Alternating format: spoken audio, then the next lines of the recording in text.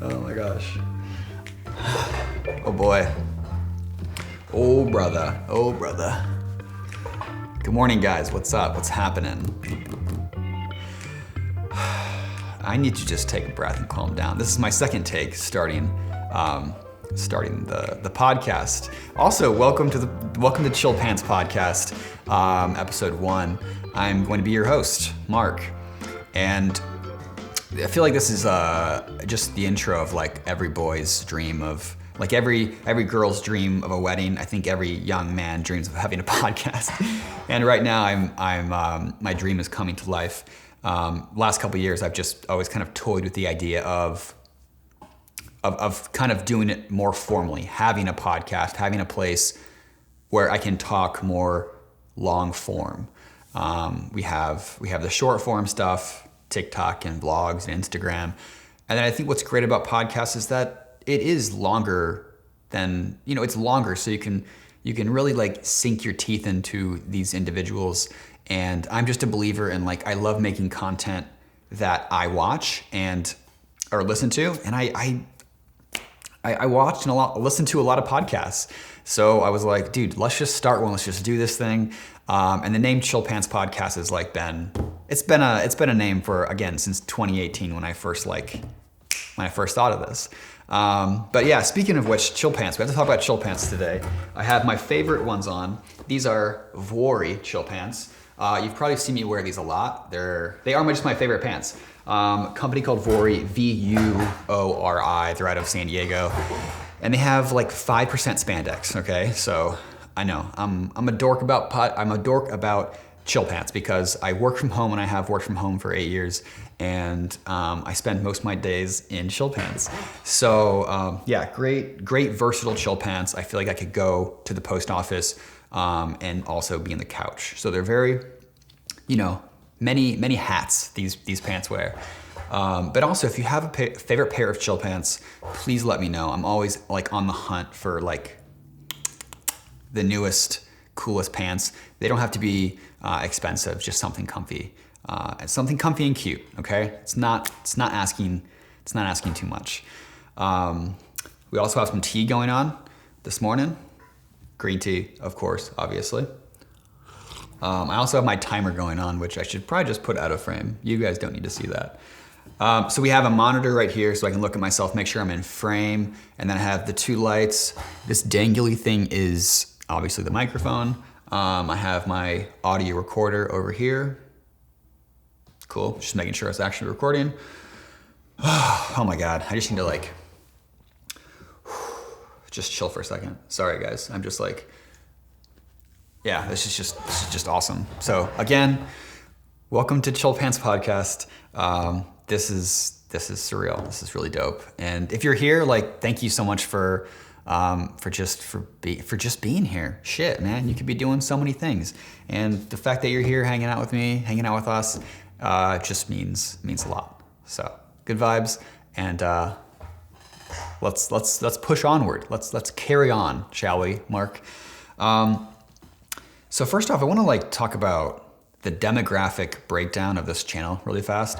I think numbers are fascinating, and in a YouTube dashboard or YouTube studio, which basically is for creators to kind of see what their monetization is looking like and their analytics and their demographics and all that stuff. Like YouTube is owned by Google, and Google provides us with so much information that helps us run our business.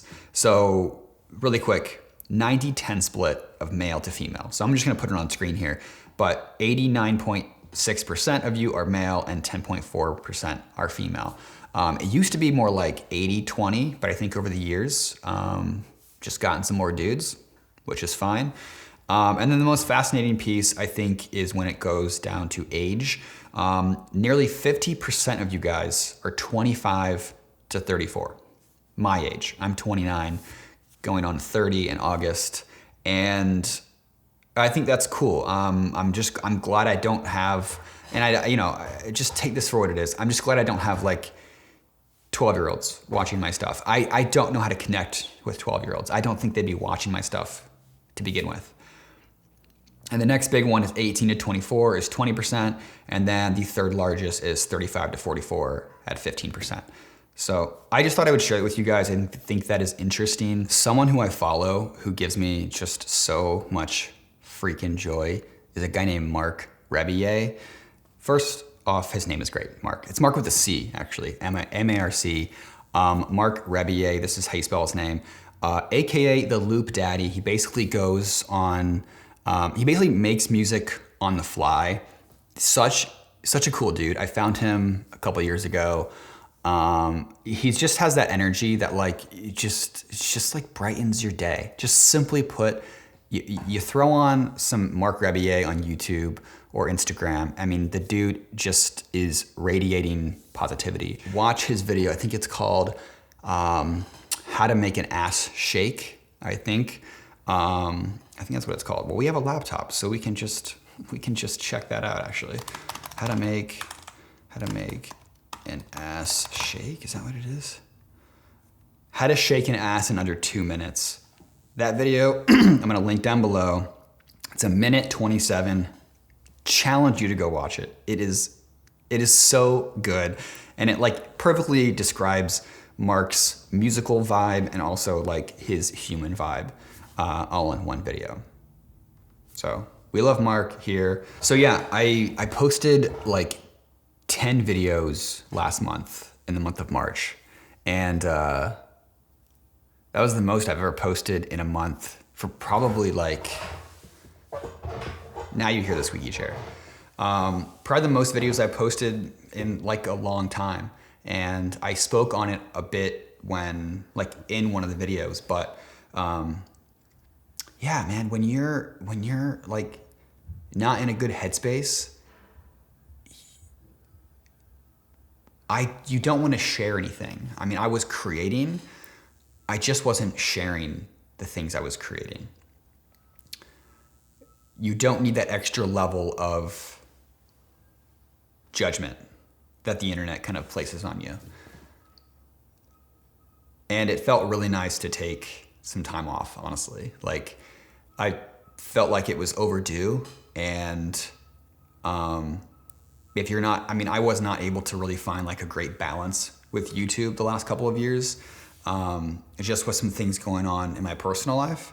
But yeah, I feel like I found a balance now, and it just feels super nice to kind of post a video or a vlog and actually share shit that's going on in my life.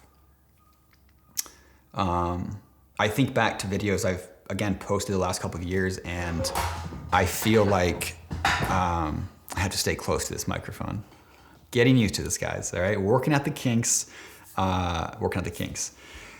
But yeah, I feel like I just like wasn't truly opened up to you guys. And again, I like to create the things that I think like I would watch, right? And I like to create the stuff that I do watch and that I'm inspired by. I'm sort of reconditioning myself and rediscovering my voice on camera again in this past year. And man, it's just like, it's such a fucking weird thing to just like, again, I've talked about this before, but like, it feels so good to talk about and to cue you guys in on like what it's like. And it's one of the coolest things in the whole world. Like I love making vlogs. It just feels crazy sometimes.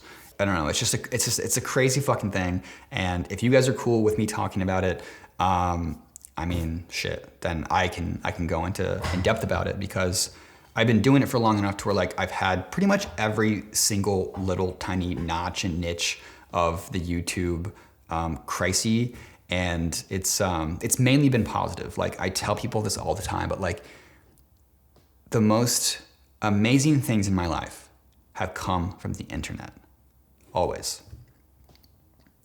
And then you could argue that maybe all the bad things have also come from the internet. No, but truly, like all the good shit has come from the internet. And just like the real world, like if you put the good stuff out, like generally speaking, the good stuff's gonna come back to you. Ooh, also, something I've been like wanting to share with you guys too for a while is that last summer I bought a boat, And I thought it was like the perfect thing for like COVID. Like COVID started, bought a boat. I grew up on a lake my whole life, and I was like, okay, cool. This is like the chance to like kind of start my own lake life thing. So it was a starter boat. It was like a Craigslist 20-year-old speedboat, little speedboat, 17-footer. What is it, 150 horse or something? I don't know. It was a fast boat. It was a great boat. But then I sold it because I was just like, you know what I mean? Like I just got rid of it because I knew it was going to be a short-term ownership. My parents have like a cottage and the whole like boat thing. So I was just kind of experimenting with it. Again, I was just like, that's just who I am. Like I'd have to learn firsthand. I'd rather do something the firsthand and on my terms and totally fail than to take someone's word on it and never know. And it probably wasn't a great financial decision to write a check for $8,000 for a brand new boat, not knowing if I could make my money back. But yeah, I did. I made my money back and then some, and also got to drive a kick-ass boat for the summer. So it was good. It was good. I don't know why I'm doing this. Okay, so when I sold the boat, I moved to Indianapolis after the breakup, and kind of just like was just this like dude who just like floated around in my Jeep with my dog for months. And it was perfect. It was beautiful and dark and perfect and exactly what I needed to do at the time. So at the end of last year, 2020 in September, I bought a camper. I bought a pop-up camper. Here's a picture of it. It's like the cutest thing in the world. I call him Pluto, the pop-up. And so Pluto right now is in storage about 10 minutes from here. And I just visited him actually last week just to make sure like the winter and everything was like okay on him. The tires are good and it's just ready to go. So let me back up for a second. Van life and tiny living, I think I've heard me talk about that before. And it's blown up over the years, like #van life and tiny living and all these more simple living lifestyles have just really just blown up. And again, I've been fascinated with that stuff for years. I was like, dude, when the time is right, I'm gonna buy some land and build a tiny house or put a yurt, et cetera, et cetera. But before all that happens, I thought a nice entry level to that lifestyle would be to just buy a pop-up. The Jeep can tow it. I attach to the Jeep. It can go anywhere. And that's what I wanted. I was looking at RVs and buses and converted any kind of vehicle, ambulances converted into a sleeping thing. And the only downside to those is maintenance because they have an engine. I am not a handyman. So if things were to break mechanically on that vehicle, I would either be stranded or have to call AAA.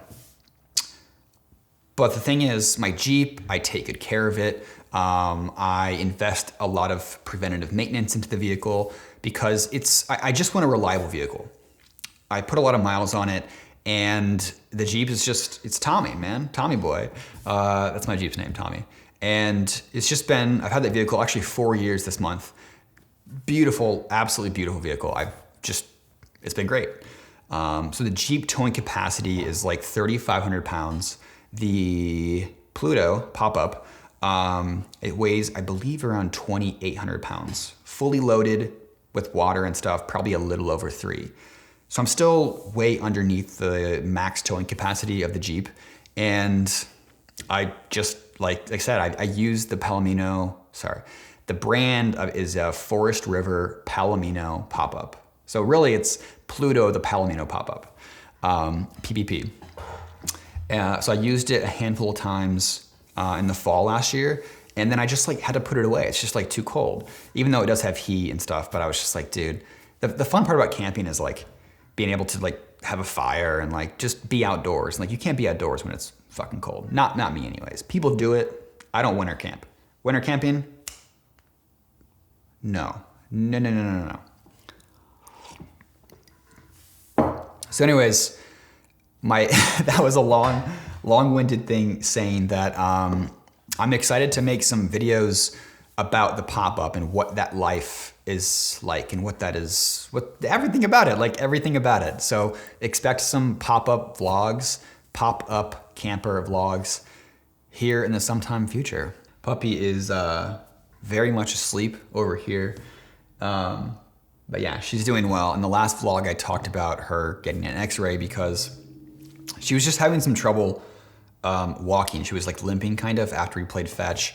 And basically she's got like early signs of arthritis, which is common for big O dogs like her. So yeah, we're just kind of doing a lot of chilling. No more fetch. Like when she fetches, man, she just, dogs go all out when they run. And I'm just like, you need to just chill a little bit. You need to dial it back just a little bit. So, but the good thing is when lake season starts next month, she'll be fine. Like swimming is it's very soft. It's very like, what's the term? Low resistance. It's just, it's easy on their ligaments and the bones and the joints and all that stuff. And speaking of lake season, yeah, baby, that's opening up real soon. We typically put the dock in, what date do we do? I think it's like late May. So probably in like 3 or 4 weeks, we'll put the dock in, and then yeah, I mean it's lake season time. It's party time, and hopefully by the July 4th, probably most people will be vaccinated, and we can have like a safe 4th of July party up there. So that'd be very cool. I'm pumped for that. And the lake is just like, that's like the beautiful thing about living close to home now. Like I'm in Indianapolis. So like if this is Indianapolis, which is the capital of Indiana, my parents live in a town called Fort Wayne, which is just 2 hours north of Indy. And then our lake cottage is just an hour more north of that. Kind of like where the microphone is right here. So from here, yeah, it's like 2.5 hours to the lake.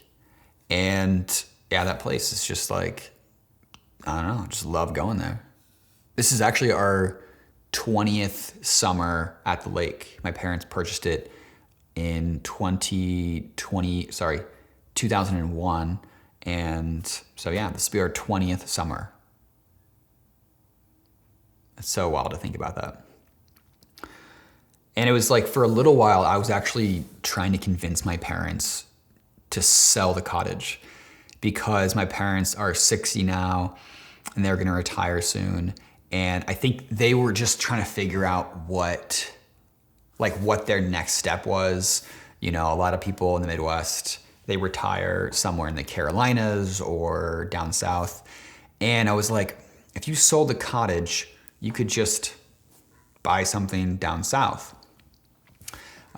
Because the cold just eventually gets to you here. And I think, I'm hearing like a buzzing sound, sorry. Cool. I think at their age, they're just like, dude, we want to just like play pickleball and fish and like just chill and drink margaritas and listen to John Mellencamp. Okay. Like I don't blame them. If I was their age, like I would do the same thing. And, but speaking of my parents, but anyways, they're not selling the lake cottage. We're keeping the lake cottage. And hopefully my sisters, they'll maybe have some children, some babies. And then those kids can use the lake cottage and the jet skis and we can play water volleyball and do the whole thing. My dad and I's relationship when I was in high school was not great. I was such a little fucker, and sorry for my language, but it is what it is. I was just a shitty little kid.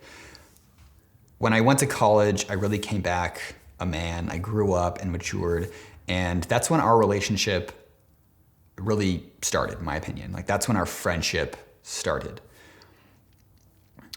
And he's just such a good man. And, I lived with my parents for 2 months after I moved out of Nashville, and then kind of like my in-between, right? I lived with them for a long enough time to where like I got to know them. I got to know them more as humans. I mean, spending 2 months with your parents, like as an adult, right? Obviously I lived with them for 18 years, but I'm 29 and I just like was hanging out in their basement for 2 months. Like I got to really know them. And I just fucking love my parents, man. Like I just feel so blessed to have them. They're so supportive, so loving, and they listen. They're not just waiting to give me feedback or to talk. They're listening to me. They're digesting. They're really listening to not what I'm saying, to what I'm saying. You know what I mean? They get me. I think that's the bottom line.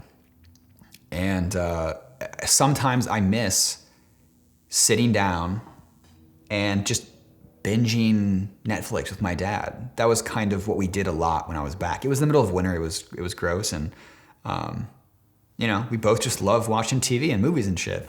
So we would sit down at like 9 and watch like 2-3 hours of Netflix, and he'd be like, "Well, I better go to bed." And I was like, "Well, all right, sounds good," And it was just like we sat there in the lazy boy, their feet reclined, and just like I knew at the time that was going to be something that I would miss. And I mean, it still is. Like, I'm getting emotional talking about it now. Like, I mean, honestly, like, I think everything happens for a reason, and, like, I was meant to live with my parents for those 2 months. It was just fucking beautiful. I loved every minute of it. And my mom is, like, literally... Like, if anybody pays me that compliment and they're like, "Oh my God, man, you're so positive, whatever. Like, always, like, the thing I say is just wait till you meet my mom. Like, I FaceTimed her yesterday, literally just because I wanted to, like, see her smile. Like, she is just, like, the purest, brightest, I'm about to cry. Woman, like, period. And she just happens to be my mom. It's wild. Ooh.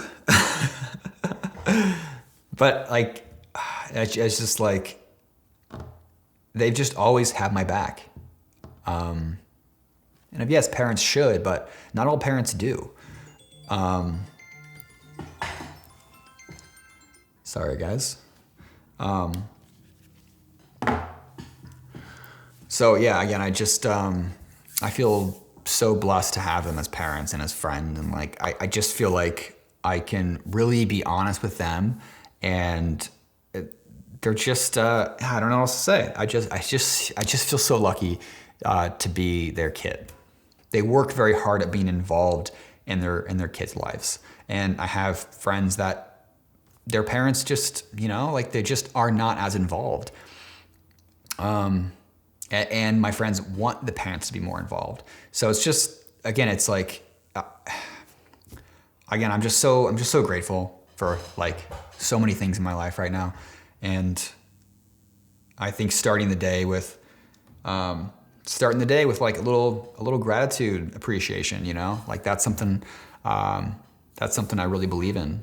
And, like whether it's really just sipping on tea and like feeling the sun on my face, and I'll just have some chairs. I bought some new outdoor furniture for my little patio balcony thing, and I love it. Like I love to go outside in the morning. Like the first thing I want to do is go outside in the morning. And dude, I'm hearing buzzing on this thing, and I'm getting shitty.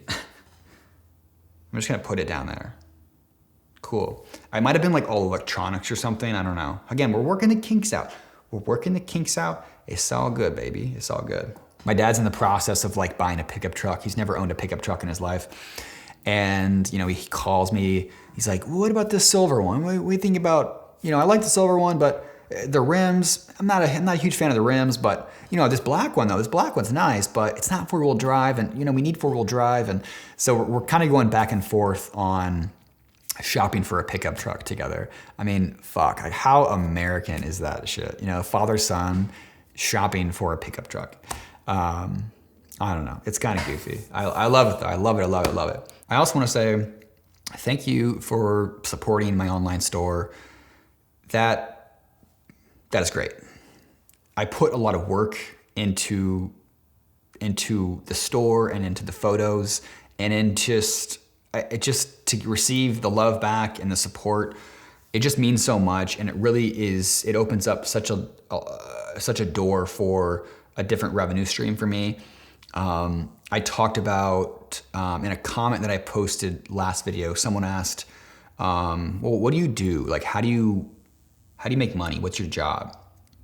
And I commented on the comment just at the time, but I wanted to address it in the pod.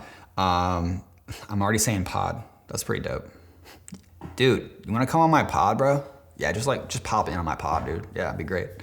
So there's like 3 or 4 main ways that I make a living. One is just posting on YouTube.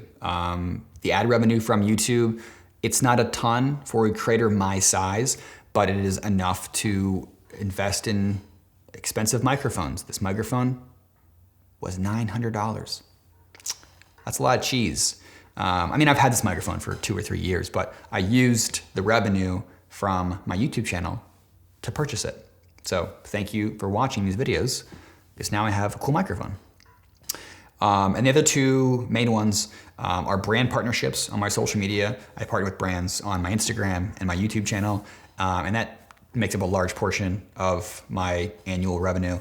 And then the last one would be my online store. And again, like, you guys supporting that online store just makes it so much easier to do things like this and to invest in a setup like this that I wouldn't have the opportunity to otherwise.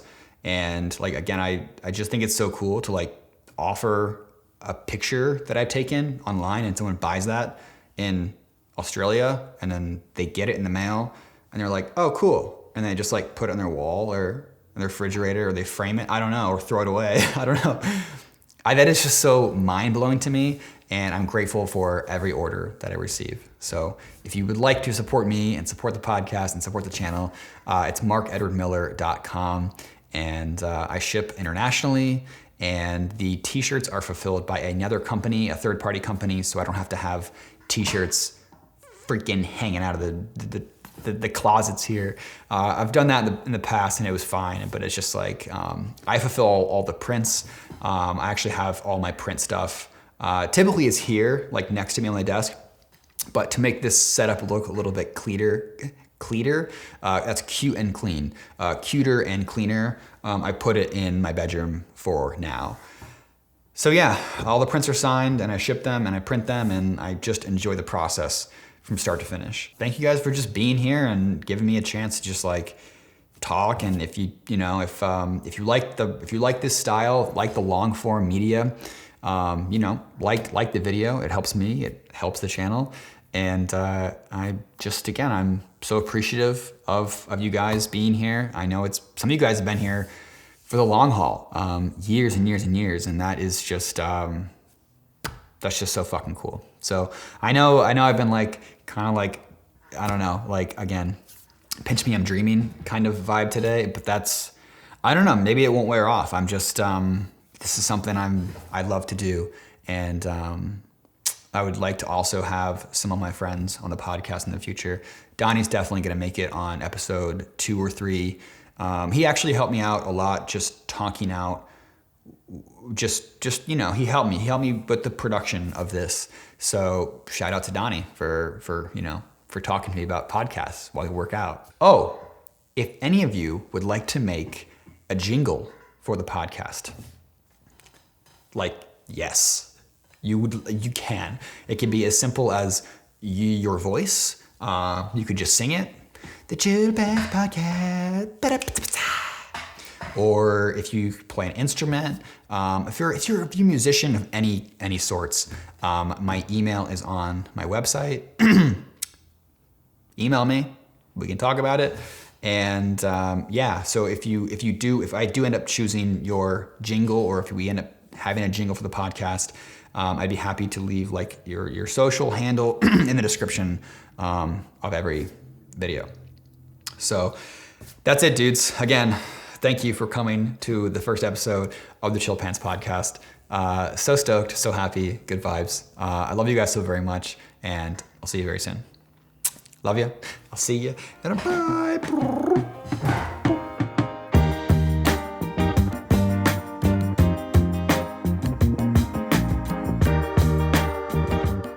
Timer started. All right.